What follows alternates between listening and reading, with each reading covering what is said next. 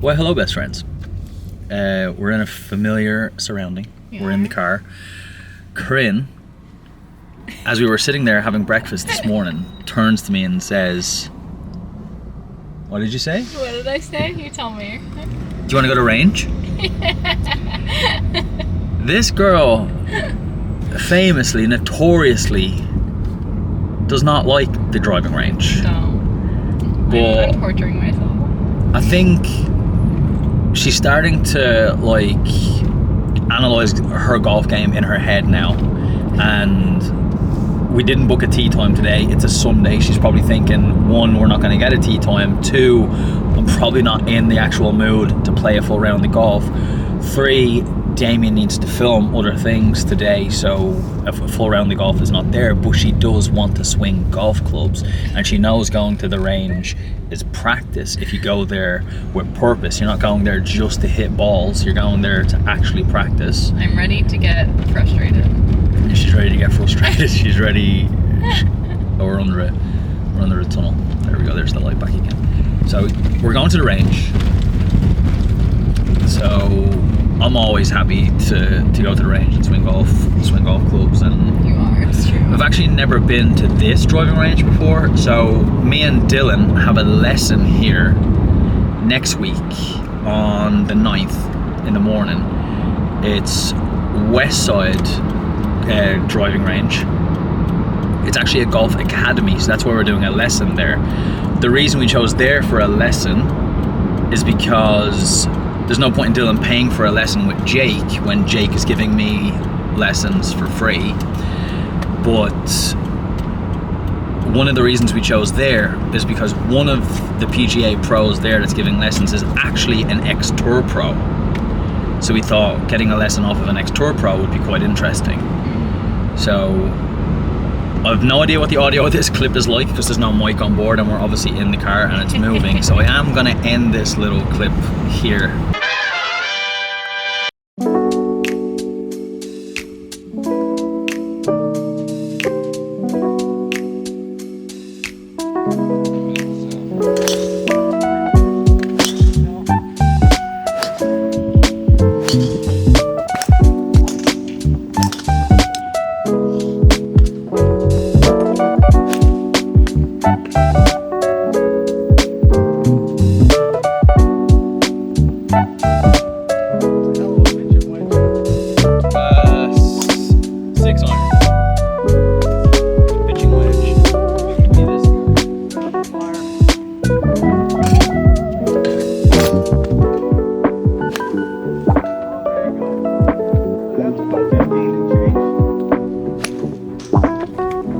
The range done and dusted. I'm really glad it was the range and not around the golf, because other than my driver, like I said in the previous vlog where the driver was working, could have left the putter at home, today the driver was the only club in the bag that was working. I was piping it the full length of this driving range, which is 260 to the fence, and I was hitting the fence, but the rest of the clubs, it was almost like I'd never swung a golf club before. I had the opposite problem where I finally figured out my irons. Some of the time I was hitting them, but now I can't hit my drivers. Yeah. So if you married two of our golf games together, we'd probably be unstoppable. Yeah, we'd probably be a scratch golfer if we split it up. Yeah, if I had your short game and your putting ability, but you had my driving. Yeah. No stopping us. That was a nice little driving range. Their website said they had TrackMan, so you can see the ball trajectory, your carry, your ball speed, your spin rate, but they don't. Which is fine. They do have a really nice practice bunker. We didn't use, but it looks really nice. There's no pitching green, which would have been really nice. I love chipping and putting. They have what looks like an okay putting surface, but no chipping. So just driving range. But the driving range, it was closed today. The driving range did have a grass tee area in front of the mats. It was just closed today for whatever reason. They might have watered it. It might have been a little early in the day and they wait till it heats up so the grass is not wet, whatever the reason is. So it's nice to know that there's the opportunity to go up there and potentially hit off the grass. Heron also has that because we didn't get to warm up day before yesterday when we played with Keaton, but Keaton did and he got to hit off the grass. So yeah, at least I know that's 2 driving ranges that will allow you to hit off the grass sometimes. Now, finding out when is another story. Yeah, it would be sweet if they announced it. I have a really good relationship with Portland Parks who own Heron, so I have a meeting with them sometime this week or next week, just like a coffee, just to have some chats on some content and stuff like that we have ideas on, and to just like throw an Instagram story up on the day to let people know that the range is going to be on grass and for how long. Or night before. Or the night before, or like first thing that morning, or if it's like a schedule thing where it's just like, okay, you're hitting off grass on Tuesdays from 11 till 2. Maybe it is a scheduled thing, we just don't know it. Yeah, well, it's not posted. It's not posted anywhere. That's what I mean. Not that we've seen, yeah. So I might just mention it to them, that whoever's running their socials, that if they were to just kind of advertise that, then I would be more inclined to go there and hit off the grass. I really despise hitting off the mats. The driver's fine because it's off a tee, but I despise hitting irons and wedges off of those mats. I hate it so much. But anyways, we were considering getting Thai food on the way home, but it's like noon. It's like not even lunchtime. Neither of us are hungry. Well, that is lunchtime. Noon is lunchtime, but we're just not hungry. We had a late breakfast. 1-ish is lunchtime for me. I need to film, and it's going to take me pretty much all day to film. So what I'm actually filming is a masterclass. So I get asked about weddings all of the time. What do I wear for a wedding? I have a wedding coming up. What do I wear of a wedding abroad? What do I wear of a wedding in Mexico? Ow, kitty. Of a wedding in Mexico, of a wedding in the Philippines, of a wedding in Switzerland. I don't know. I get asked on a daily basis in the comment sections on Instagram, in my DMs, I get asked about weddings. I have a wedding, I'm getting married, I'm attending a wedding in place XYZ. What do I wear? Can you give me outfit ideas? It's gonna be warm, it's gonna be this, it's gonna be that. So we've decided to essentially build out an entire masterclass. So it'll be like a one-stop shop.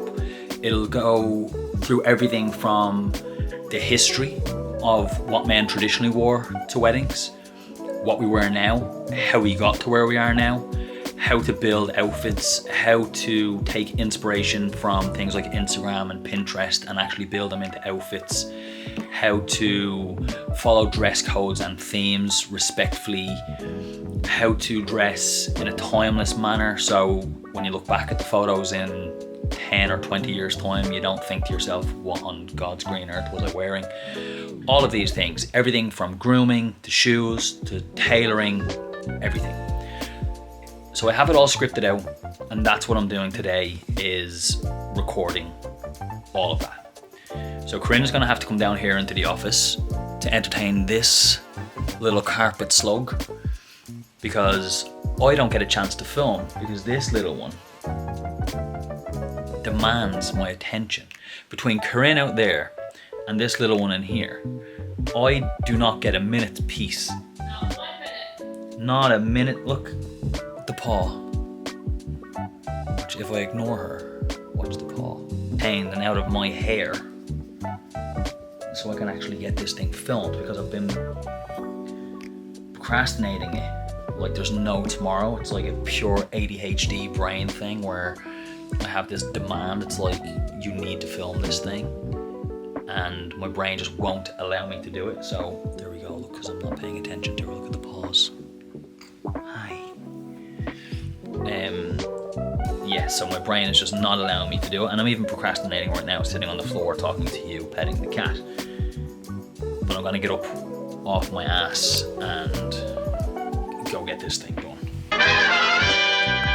So we're back in the car. We are. I spent the last couple of hours filming my entire masterclass. Did so good. So the only thing that's really left is B-roll of me actually putting the outfits together to like slap on top of all the A-roll, and then a couple of tutorials, one on shoe care, one on tying ties, one on tying a bow tie, and then I'm pretty much done. Like, thank God. But what we're doing now is we actually intended to go to the gym. Yes. I was gonna go swimming and you were gonna go. Corinne was gonna go swim and I was gonna go gym. But we're members of the Y, and they close at like 4 or something, or 6, 4 or 6. One of them. They close super early. 6, yeah. On Are you going to the gym in Palms or the park? Oh, Jesus Christ, girl. She gives me shit in the golf carts for doing that exact thing. Just random yanks at the wheel. Anyways, we wore, the light. Oh, I don't know. I'm thinking about where to park.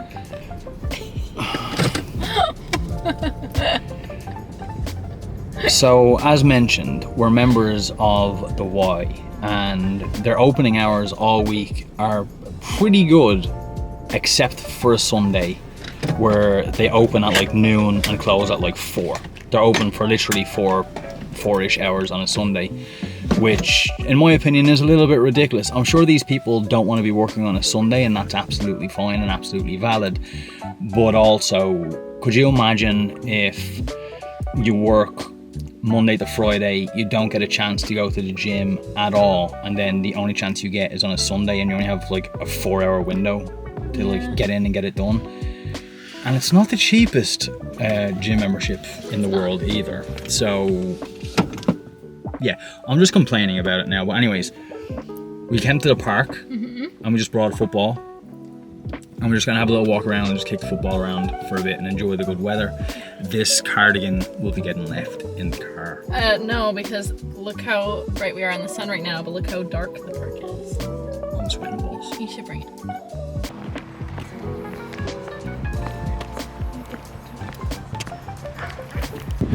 Reminded how incredibly unfit I am, especially when this one. Don't make that face. Don't make that face. Hey, I mean, you weren't hitting it right at me either. I was running around just as much. Lies.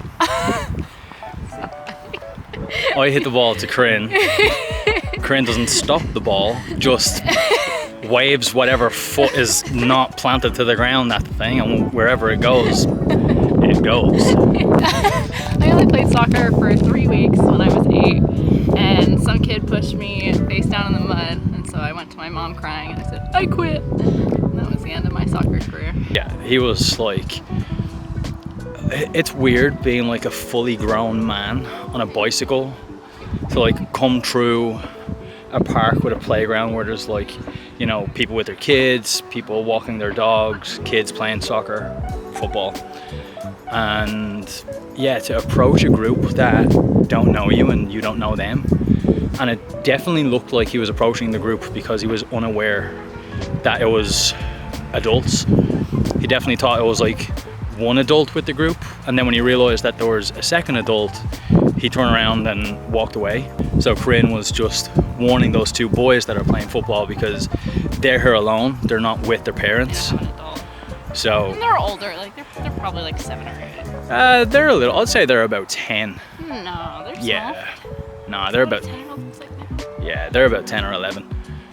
So yeah, Corinne was just warning them, saying like, if that dude comes back, just like don't engage, just leave, run away. just run, just leave the park and just leave him. So I'm done, I'm toast. I want Dairy Queen. I kind of want to walk around more, is that crazy? Yeah. But I'm like itching for a walk. You can itch all you want. I want Dairy Queen and a snuggle with Netflix. That's what oh look now, I mentioned the snuggle. I mentioned the snuggle, and now all of a sudden she's like, I'm done. Okay. So yeah, this one. Alright, let's get Dairy Queen, watch an episode of something on Netflix, and then go to bed. Oh yeah. See, she was ready for a walk, and then I mentioned bed and snuggles, and she's like, okay, I'm ready.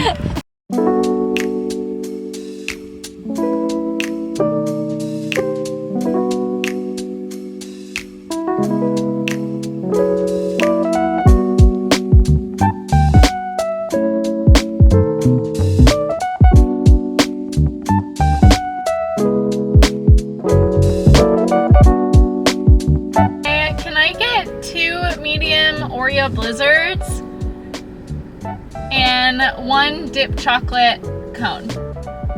What size? Just a small one. Fatality. I don't know, what size do you No, want? a small one's fine. Okay. I'm almost debating getting like the onion rings. Fine. Onion rings. I know, but I don't know if they're good or not here. It's Dairy Queen. Okay, well they have cheese curds too, but I don't want to get sick from them.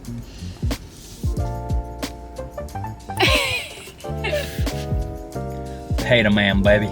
These chocolate dip things are the second greatest thing that Dairy Queen do. Oh, that's the greatest. Oreo blizzard. The Oreo blizzard is unbeatable. This thing. It's really good. It reminds me of... Oh, Corinne wanted to tell you guys, not me. It reminds you of what? That's okay. No, tell them. It reminds me of like swim team final meets in the summer where like the big one at the end of the season, they would always have a like soft serve cart and they would always serve dip cones like that. And so it reminds me of swim meets. And then I'd fucking win. I hate waffle cones. They taste stale. Also, it's my biggest flex being able to like chew ice He cream. can just like stick his teeth straight into it. Look how cozy you look all in there. Yeah.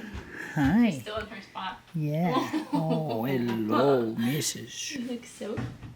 Out of the shower and about to do my skincare really fast. Then Corinne can jump in the shower and then we can just find something on Netflix and eat our ice cream before we go to bed. We have started watching Scandal. I think Corinne has watched it in its entirety before. But what'd you say? I said Multiple times. I'm also ahead of you in watching it right now. And now she's like rewatching it, but is ahead of me, who she's trying to get into it. I'm like season three. So the thing with a show like Scandal, I can already tell that I'm going to get bored of it because it follows the exact same format that a show like Suits or White Collar or Blacklist or pretty much any of those shows. It follows the exact same structure and format, and I can already tell that after season 1, and that's even a push, that I'm going to get bored of it and I'll be done and I'll have to find something else. So a few people left some Netflix recommendations in the comment section of the last video, but if you have any more, by all means drop them below. So I'm actually standing here completely stark naked. Completely stark naked right now. I'm liking it. But if you can see in the background there, that is our patio door to the balcony, and the bedroom blinds are also up all the way. So if Corinne would be so kind as to go into my bedside locker and pull me some underwear. I don't want you to put on underwear. You can just be nudist. No. So one of the things I'm doing with my skincare is derma rolling my cheeks to see if I can stimulate growth on my cheeks. Now, Corinne does prefer just a mustache, You do. but I would love to have all of this completely uniform, like all the same length of hair, and then the mustache just be longer. So it looks like I essentially do have just a mustache, but instead of this being completely clean shaven, it's just clippered, shaved, clipped, Close. trimmed. Yeah. It's trimmed down to essentially just stubble, and then I have an actual mustache, versus being completely clean shaven and just having a mustache. I would love the option to have both, because we are a little follically challenged, particularly on this cheek.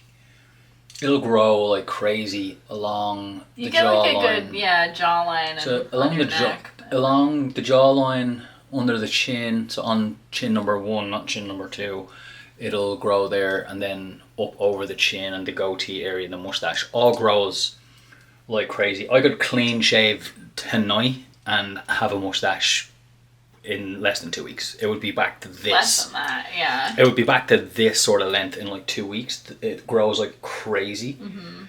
But I would love if my cheeks caught up to the rest of it. It would be sweet. I just took on my makeup off. Okay. A little bit that I had on, just to get tinted moisturizer. Okay. Let's put my underwear on. My forehead does not like fun. I remember what I was saying. Haircut. I'm due a haircut soon, but I'm trying to hold out closer to our wedding, so I don't have to get it cut twice before our wedding. Essentially, I'll get it cut the very end of August, early September. So Trevor will be out of work for a couple of weeks in August. So I'll get it cut after that when he's back in work, and that should be pretty much perfect timing to have it pretty fresh for our wedding. And really, if need be, I'll just go and see Trevor a couple of days before we fly, and then it'll be as fresh as it can literally be. But I am due a haircut. It grows out like crazy. Obviously I had like a hair transplant. You can see it all at the front, and like it'll thin here and recede here, but overall the whole thing just grows like crazy in terms of length, but it doesn't grow crazy in terms of like density, if that makes sense. There's a difference between hair length and hair density. So my hair is obviously not as dense as it once was when I was a younger guy, but it does grow long and pretty quick. So if I want my hair to be a certain way, I need to be visiting Trevor frequently. Oh my god. Alrighty, folks, it is time for bed. Corinne has very much trained me over the last year or so to be tired by 9:30. So it's very much time for bed. Tomorrow's agenda is film the B-roll for the wedding masterclass and then edit it. Corinne literally just said to me as she was walking away there, she's like, do you want to book a tea time for this week? Maybe Tuesday. So when I get into bed, I'll have a look at tea times. When we were at the range today, she kind of figured out a little technique that she thinks will work with her irons. So that might just help her with her game. So she can drive and hit the wood really well, so now she can hit her irons in the fairways, and her short game is a little bit infuriatingly good, frankly.